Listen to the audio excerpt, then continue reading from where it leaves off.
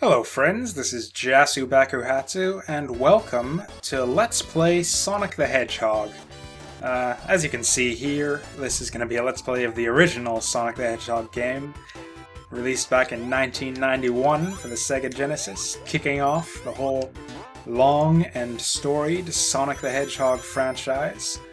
Yeah, I suppose you might say I think that the series is kind of gone off the rails in recent years. But back in the day, when these games first came out, I was a huge fan of the Sonic the Hedgehog games, way back in the day before they became sort of the completely glitchy nonsense that they became today. Yeah, so that right there is actually one of my favorite glitches in the original game, and it's kind of fun how it's, or funny how it's kind of, it seems like they almost knew about it, because this checkpoint is like literally like 10 seconds away or so from the end of the level. So it's the only reason that checkpoint really seems to be there is to prevent you from like going back to the top of that little pipeline there and getting killed again by that glitch. So the way that glitch worked there is that you sort of jump off the top of the loop-de-loop there and hit the sort of at just the right angle coming off of it, and you get a big boost of speed coming off out of it that way. And what ends up happening there is you end up going so fast that you just kind of outrun the camera, and yeah, and sort of like in, if you know the old school Castlevania games, it worked kind of the same way. If you scroll off the bottom of the camera or get scrolled off screen, you just die instantly. And that's actually, for some reason, that's the way it works in these. Or at least in the original Sonic the Hedgehog game, that's the way it works. Don't know why that is, and in later games they kind of changed that. But, you know, it is what it is. And another fun little glitch here, if you sort of run off at the end of the level here and just sort of jump at just the right time, you can come back out and sort of jump around while the points are tallying up. So here we've got a special stage. We get that by just jumping into that giant ring that appears at the end of the level. And the way you beat this first special stage here is by, funnily enough, just don't press anything and it'll take you right to the emerald. That's just a neat little trick that works there.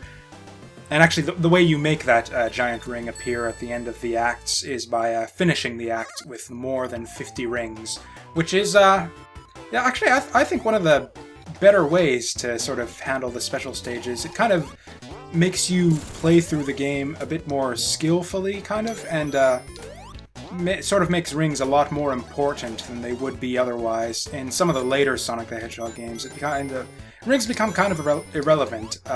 Yeah, basically, as long as you can just hold on to one, it doesn't really matter how many rings you have. And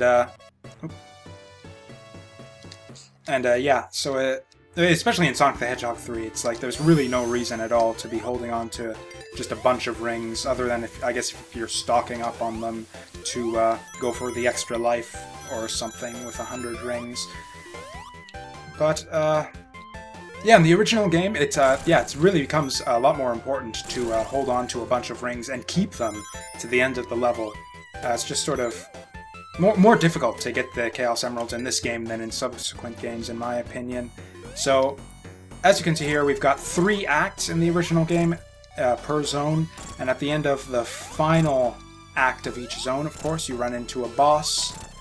A bit different from what you might be familiar with if you played the later Sonic the Hedgehog games.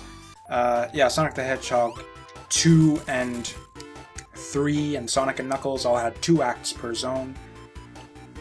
Sonic CD actually did have 3 acts, same as the first game, but the third act tended to be much shorter than the other 2. So yeah, we're coming up into the Marble Zone here. First off, one of my favorite music tracks in the game. Sonic the Hedgehog 1, really fantastic music in this game. All of the Genesis Sonic games have great music. Whoops, oh, almost got crushed there. So yeah, if you're hanging off the edge of this platform here, you can actually get crushed by the ceiling, which is a bad thing. You really don't want that to happen. So yeah, just great music in the first game.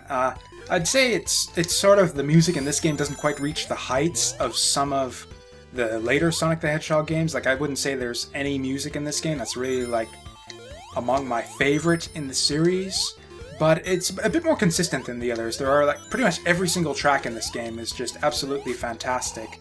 And it's on average, I'd say the average level of quality in the music in this game is... I was kind of going for another little glitch there that would result in me getting knocked off the camera and killed, but it's a bit tough to make that one happen. Basically, if you jump up as you're pushing the block into that little switch there, you sort of, instead of doing your regular spin attack as you're jumping, you just sort of end up walking in place as you jump up into the air. Kind of like that right there. If I can... Yeah, and if you get hit by one of those bats while you're doing that, you sort of end up getting knocked down off camera and you die again, sort of like you saw me do in the first zone. I don't know why.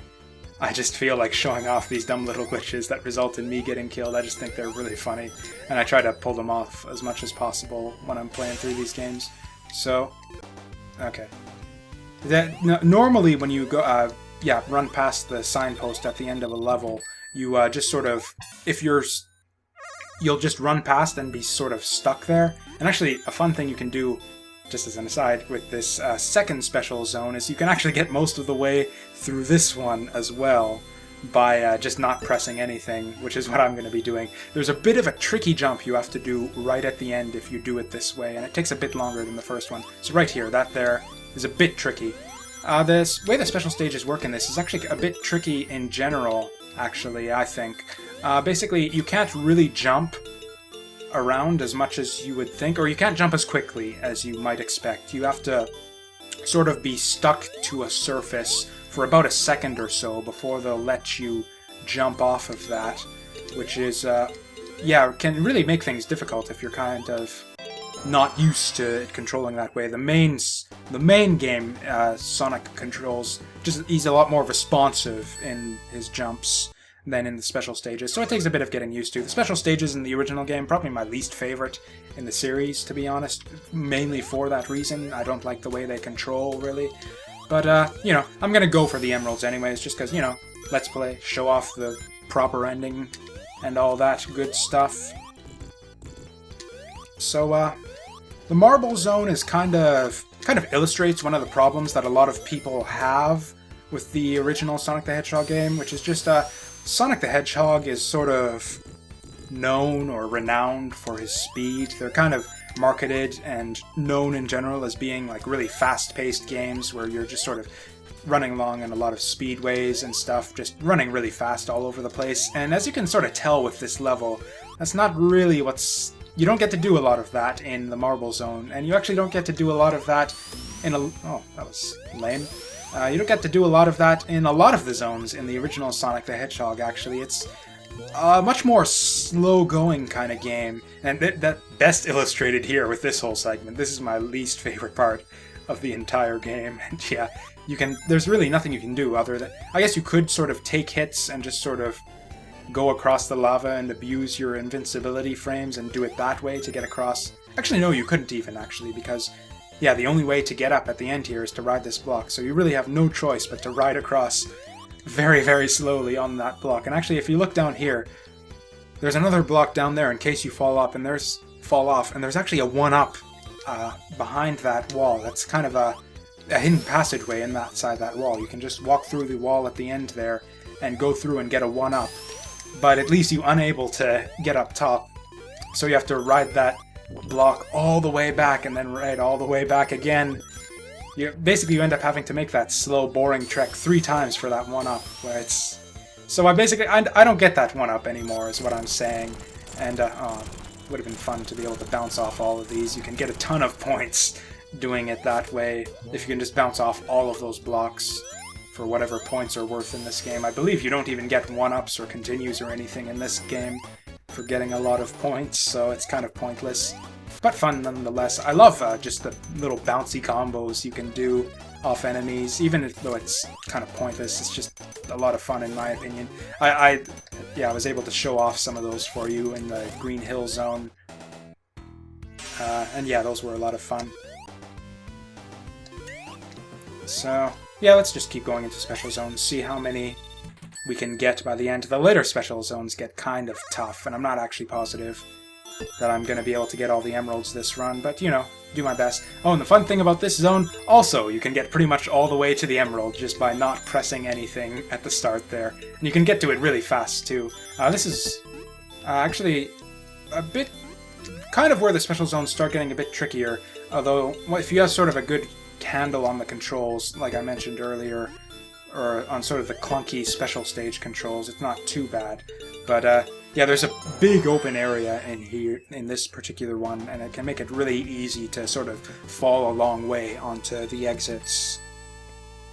The whole point of the special stages in this is that you want to avoid the exit blocks. If you, they're basically along the edges of certain parts of the stage. There are these exit blocks, and if you hit one of those, then you exit the special stage and don't get the emeralds. So it's kind of a weird little bit of the sort of euphemism they sort of use for those exit posts is they all say goal on them, as if you're like trying to hit them or something. It's like, congratulations, you reached the goal, and you lose and get nothing. Good day, sir. So yeah. Kind of funny, just the way they do the terminology on that there. And another slow-going ride the block along the lava section. So why do I like this game if it's kind of so slow-paced and boring in places? Well, I don't know. It's kind of got a fun little...